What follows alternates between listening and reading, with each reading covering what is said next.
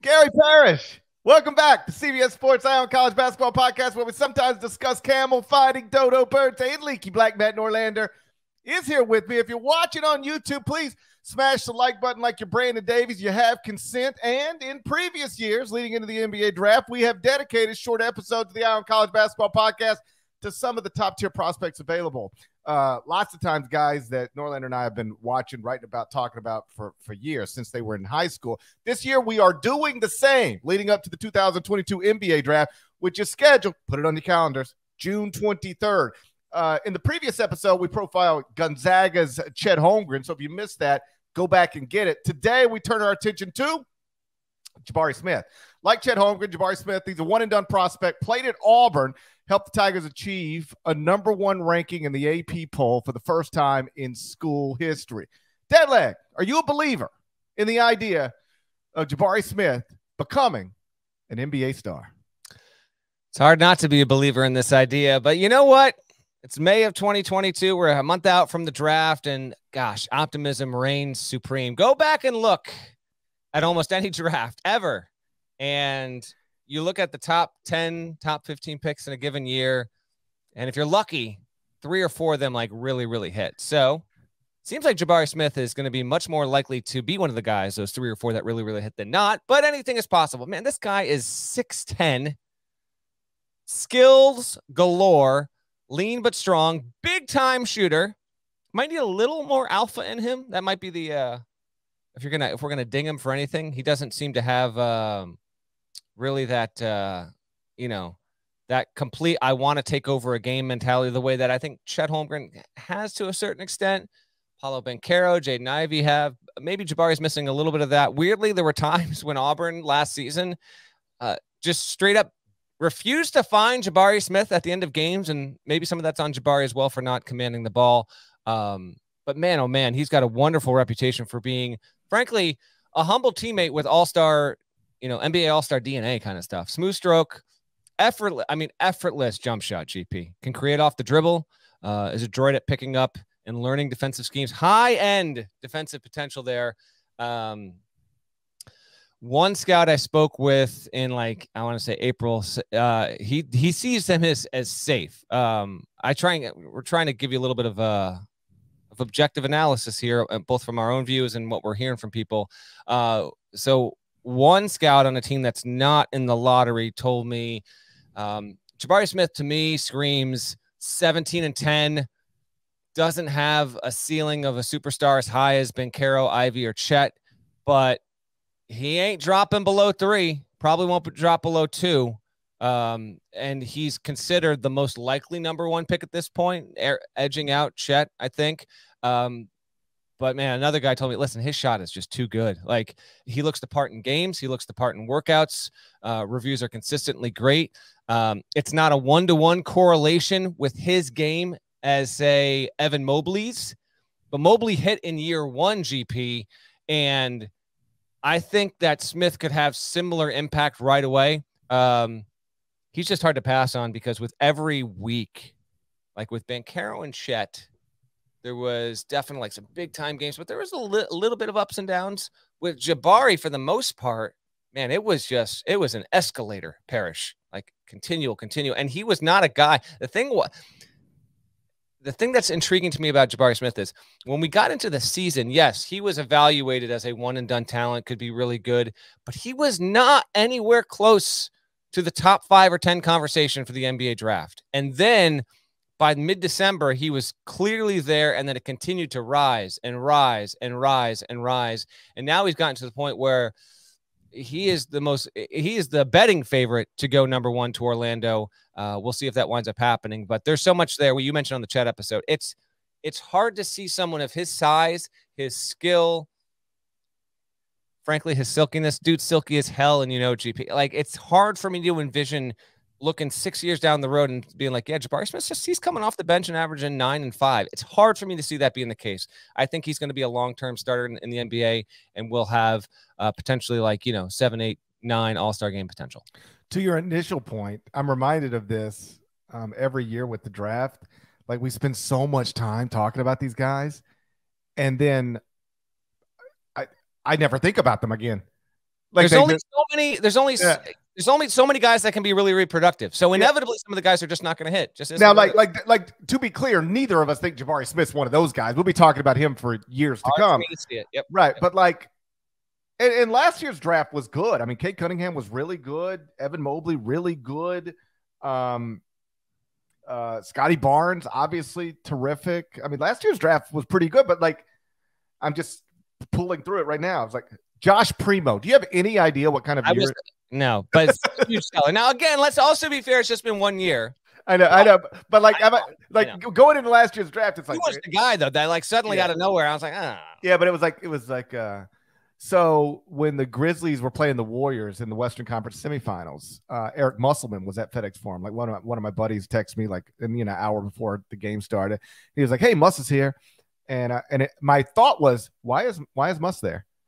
Well, it's because Moses Moody is on the Golden State Warriors. It had totally slipped my mind that he these guys just, a lot of them just did. You talk about them, about it, they just disappear. Was huge last year. Now Kuminga could grow into an awesome player. He said, Kuminga's good. Burn right now in this series. Yeah, I know, but he's going to be good. I think he's going to be. I know. So anyway, we might get to some of those prospects in these previews leading up to the draft where we spend 25 minutes talking about somebody and then we never think about them again. But Jabari Smith, not that guy. 6'10" forward, SEC Freshman of the Year, CBS Sports third team All-American. He was ranked 7th in the class of 2021 coming out of high school. So this was supposed to be a Holmgren, Banchero. Those are the guys that were at the top of the draft, a year ago. And Jabari Smith very quickly in his only season at Auburn proved that he was going to have to be a part of that conversation. He averaged 16.9 points, 7.4 rebounds, 28.8 minutes per game, 42.9% from the field, 42% from three on 5.5 attempts per game. So high volume, incredible three-point shooter. Like 44% of his field goal attempts came from three. And 72% of those makes from three-point range were assisted. So it was a lot of catch and shoot stuff. Didn't really create much for himself. It was a lot of catch and shoot or catch, one bounce, pull up, two bounce, pull up. He didn't really bounce it more than twice too often. So there's a need for growth there and plenty of room for growth there. But I mentioned this on the Holmgren episode. Jabari Smith is certainly safer than Chet Holmgren. I don't know that he has the same upside, but he's definitely safer because he's 6'10", athlete who is an amazing shooter. So 6'10", can switch on defense, guard in space, and then reliably make shots from the perimeter. And the shot, it's not like it doesn't look great, but it goes in. Like Jaren Jackson Jr. is doesn't look great, but it goes in shooter. Jabari Smith, it looks great. I mean, it's repeatable, high release. I can't imagine, barring injuries, of course, I can't imagine him, doing anything other than being, at worst, like a 3-and-D guy in the NBA forever, and at best, a superstar. The question for me isn't whether he's going to be really good. The question is, can he be great? Will he be great? And that, as always, we'll see, but there's a lot of stuff to like here, a lot of stuff. And let me say this, and then I'll turn it back over to you. I remember talking to Bruce Pearl about him mid-season, and on the Holmgren episode, you mentioned like nobody's going to outwork this guy. Nobody loves it more, and that might be true. But I've heard a lot of the same stuff about Jabari Smith. Hard worker, really focused, wants to be great, and this stood out to me because I think this is an interesting personality trait. Maybe it's not even a personality trait, but you'll get the point. BP said he's everybody's best friend. Everybody think if you take my players and you say who's your best friend on the team, they will all say Jabari Smith. Now he can't say. He has a unique ability. This is what BP told me to connect with people in a way where they feel like he's their best friend. And growing up, like I had a friend like that. It sort of reminded me of it. Like everybody was this one guy's best friend. Like if you ask me, who's your best friend? I'd say him. And you ask somebody else, hey, who's your best friend? They'd also say him. He was everybody's best friend. And BP described Jabari Smith that way, which I think that's something notable because, being loved and liked by your teammates is, that's something that matters. And it seems to be something that's a real positive for him. And that is a difference from Holmgren, which isn't to say Holmgren wasn't loved and liked by his teammates. I'm sure he was, but Holmgren is more isolated. He took a bit longer to like really become one of the guys. A lot of that is like his, as I mentioned on the Holmgren episode, this obsessive nature to like always be in the gym, get any kind of coach, any kind of team manager, just to work on it over and over and over and over again. Jabari having those personality traits you said, I think is a very good thing. Since I brought up the Holmgren splits, I'll bring up the Jabari splits here. First of all, and I don't know if either of these guys will wind up having foul issues, but like Holmgren, 27% of the games he played, he had 4 or 5 fouls. Jabari was only 5, by comparison, only had 5 such games with either 4 or 5 fouls overall. He's nearly as good of a defender overall, profile-wise, as Holmgren, but not as likely to get played off the floor with that. Splits, Tier A games, KenPom, he had 11 of them. 19.7 points, 7.8 rebounds, 1.4 blocks. When you go Tier A and Tier B, so 21 of the games that he played this past season were against good to great competition. It drops down to 17.1 points, 7.1 rebounds, 1.2 blocks for the season, 16.9 points, 7.4 boards, 1.0 blocks there. Nothing overly concerning with that, fairly consistent throughout. But yes, there were times, and I don't know if Jabari Smith's going to be a guy 3 seasons from now, 6 seasons from now, when you get to the final 2 minutes of a game, if he's going to become the go-to guy to get a bucket.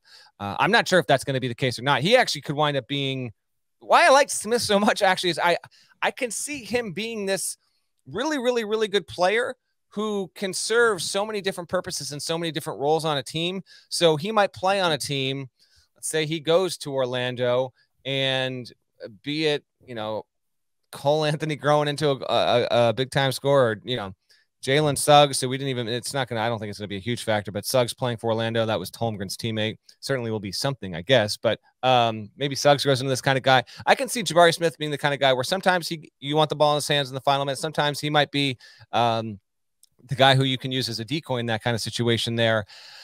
The way I had it explained to me by one NBA evaluator, I thought this was interesting. He basically said, it's hard to recall the last time a guy that was going to be in the conversation for like a top 3 pick looked this good through 1 year of college.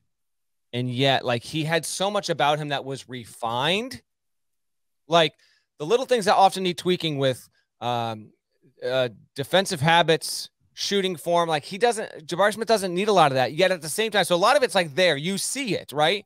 But he's like, the feeling with Jabari Smith is that there's a chance he might only be 50% of the player he could grow into, Parrish, which is enticing, exciting, and scary as hell for anyone who doesn't draft him. Because if that winds up being true, like if we look 7 years into the future and Jabari Smith is like one of the 5 to 7 best players in the league, and he's so much more than what he is now, like significantly more, then yes, then he'll need to be the number 1 pick, even if Holmgren winds up hitting big, because he's going to be an awesome 2-way player. He's got the size. He's going to bulk up even more. You can see so much of it there.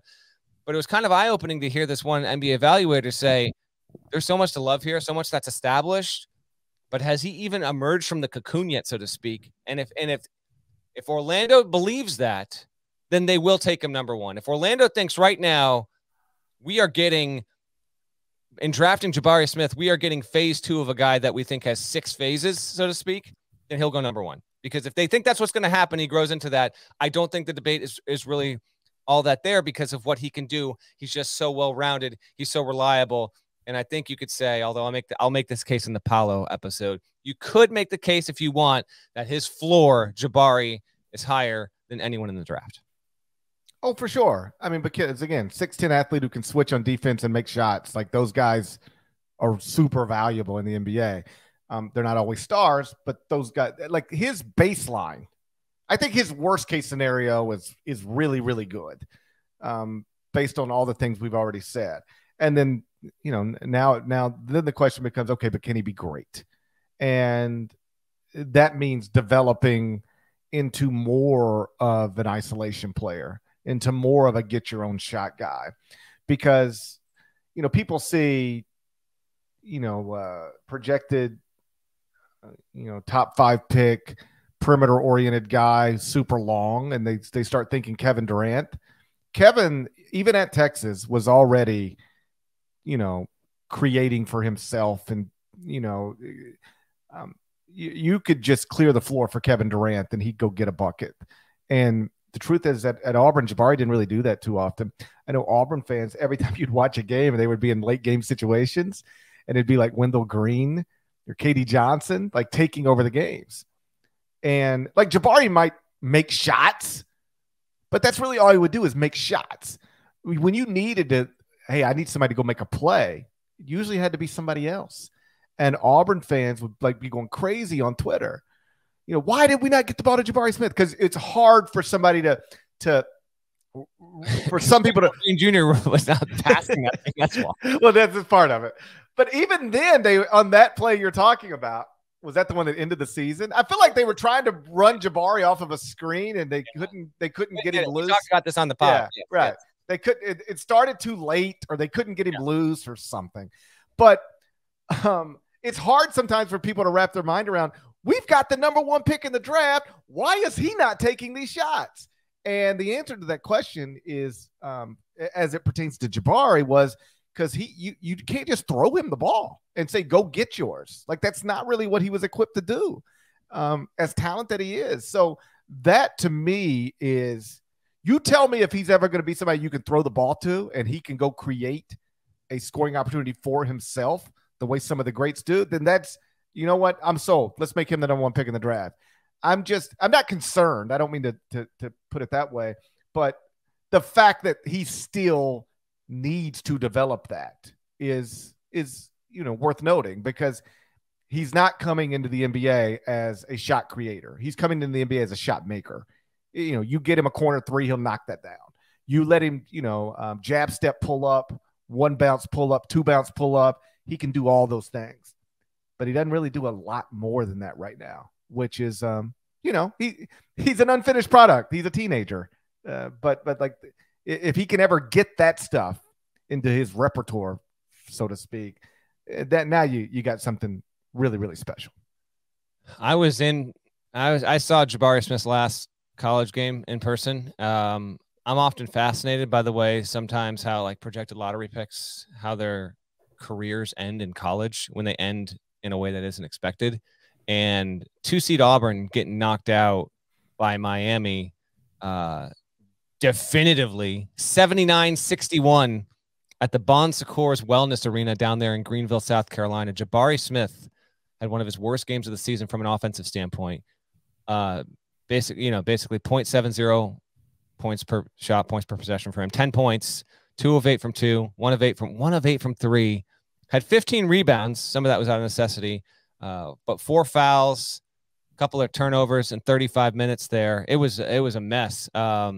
Just a weird way. I remember when the game ended being like, this guy could go number 1, and holy crap, that was just like, what an awful way to end your college career. But sometimes that happens. That's not going to be, that's just not going to be the way that he's remembered at Auburn, nor should it be. He was incredible. He started 34 games and was,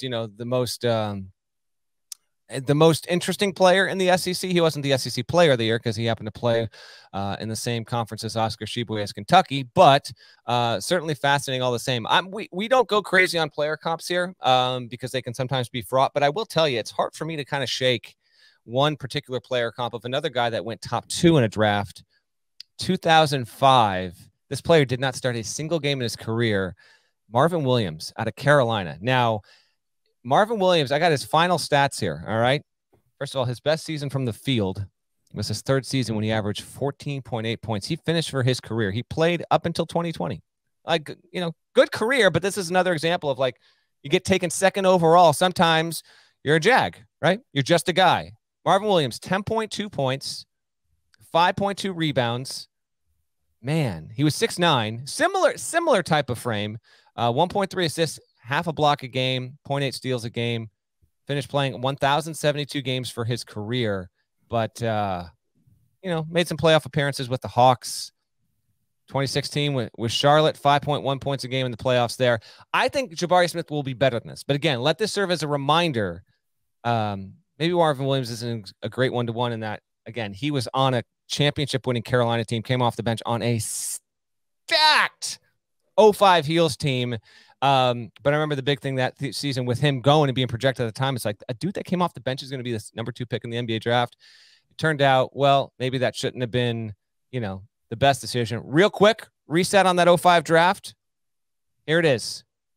Bogut 1, Marvin Williams 2, Darren Williams out of Illinois 3, Chris Paul goes 4 out of Wake, Raymond Felton 5, Martell Webster out of high school was 6, Charlie Villanueva out of UConn went 7, Channing Frye, who I loved in college, out of Arizona went 8, Ike Diagu out of Arizona State went 9, and then Andrew Bynum out of high school went 10. If you're looking for another really, really good player out of the 05 draft, I'm trying to see if I found one who's like, geez, man. Danny Granger, 17. He was solid, I guess. But man, oh man, Nate Robinson stuck around for a while there. It's wild looking at this stuff, GP. The guys that go here, good God. Von Weaver at 39. Shouts to Von. No, if you go back and look at any draft, you're going to find about 10 to 12 guys that matter, and the rest of them just don't. And that's really man, I think you're going to struggle to find 10 in this 05 draft. So again, that's the reminder there. But Marvin Williams sticks out to me as a comp there. And then last thing, you mentioned that go get a bucket. That's the thing I have noted here as his weakness. He is not as aggressive to the rim as he should be, as he can be. It's hard to find a lot of flaws with Smith overall. And it's hard to find a lot of flaws with guys in the conversation go number 1, because usually if you're in the conversation, yeah, you might have some dings on you, but there's a reason why you're in the conversation for that. You'd want a little bit more. I know he had like the dunk of the tournament. I get all that in the first round against a 15 seed. I get that, but they probably want to see a little bit more of that. That's the thing that you're going to probably hold against him. But overall, love the player, great reputation. Super excited to see what he grows into, because I think that he can be an immediate impact year 1 kind of guy. Last point I'll make is that this is something that matters and something that's going to come up. You'll hear about it leading up to the draft. The fact that his father played in the NBA. His dad was a 2nd-round pick, played 108 games in the NBA, played 10 seasons as a professional, mostly in leagues other than the NBA, but he did play in the NBA.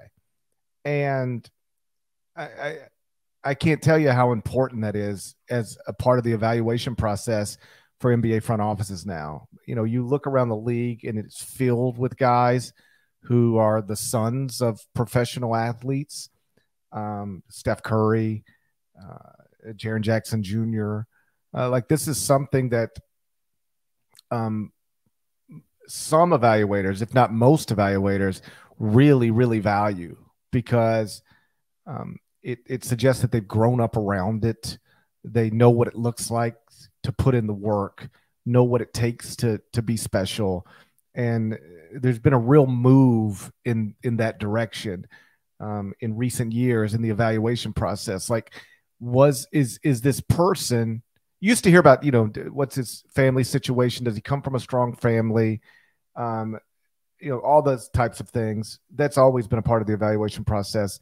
But was his father or even mother a professional athlete? Because there's a pretty good pattern, a trend of the children of professional athletes going on and being, high-level professional athletes. And this is in all sports, by the way. Barry Bonds, King Griffey Jr. It's wild. I've now reached the age where I'm watching players get drafted, and I was watching their dads, and now they're Al Leiter's kid, Jack Leiter, obviously Vladimir Guerrero Jr., Fernando Tatis Jr. Being the son of a professional athlete is it's something that people care about, and that's obviously a positive for Jabari Smith heading into this draft. Trivia time. Lay it on me. Jabari Smith's father, who was Jabari Smith Sr., played in the NBA. Jabari Smith Sr.'s cousin also played in the NBA. Marcus Zagorowski. That's not true. I wish it was. How about this? Was a number 1 pick in a draft. Wow. Look at you right now. Jabari Smith Sr.'s cousin. So what does that make him to Jabari Jr.? Like a third cousin or a second cousin or something? I'm not sure how that works. I can't keep track of that. It's too hard to try to keep track of stuff like that. So who is it? Who is Jabari Smith Sr.'s cousin that went number 1? Kwame Brown. I was gonna try and guess. I thought you were trying to ask. Oh, I thought you were asking me. I thought you'd give it up. Question. You were setting me up. I thought you, but go back and listen to it. You said. So, I know you know. It's right there. Why would I be asking you? You asked me. You said trivia time. You said trivia time. I thought we had reached the point in trivia time where you were like, I don't know. So tell me, who was Jabari Smith Sr.'s cousin? I was going to go Olo Candy, to be honest. That was going to be my first guess. So Kwame Brown, number 1 pick in the 2001 NBA draft. There we go. Let's wrap this thing. Shouts to Devin Downey. Shouts to Chester, South Carolina. Shouts to Huck Larnell and Kwame Brown. Thank you guys for listening to the Ion College Basketball Podcast. Dumb pandemic. Dumbest one of my lifetime. Trivia time as we go. Who was drafted second after Kwame Brown? Oh, God. Kwame Brown. First of all, 2001. Yeah. Kwame Brown drafted by the Washington Wizards. Who went 2? Who went 2 in that draft? Quality NBA. No cheating. No quality NBA career. Quality. Not Hall of Fame. He might have made, I'm going to say he made 3. I'm going to say right now he made 3 All-Star games. I'm going to look it up right now. Just for high some school player. High school player. 1 All-Star game. Man. I'm going to go played with the Lakers. Did this player ever play with the Lakers? No. Yes, he did. He played 1 year with the Lakers. Oh God. I'm not Eddie Curry, but the other guy. Correct. You're sniffing. It's the other guy in that class. Correct. It's not Eddie Curry, but it's the other guy. That was supposed to be the great reconstruction of the Bulls post Jordan. He was a big. He was a big. People screaming into their phones right now. Eddie Curry and God, Tyson Chandler. Boom. Yes. Kwame Brown, Tyson Chandler, Pau Gasol, not sure who that is. Eddie Curry, 4th, and then Jason Richardson 5th, 01 draft. All right, sorry for hijacking your outro there, but I just figured, how about that? There we go. Subscribe anywhere you subscribe to podcasts, including the Apple Podcasts, Spotify. There's more of us than there are of them. So make sure that's reflected in the comments. Before you get out of here, smash that like button. It really does help. If you haven't subscribed to the YouTube channel, shame on you. But please knock it out now, and we will talk to you again. Next up, Apollo Banchero episode. Can't wait for that. We'll see you soon.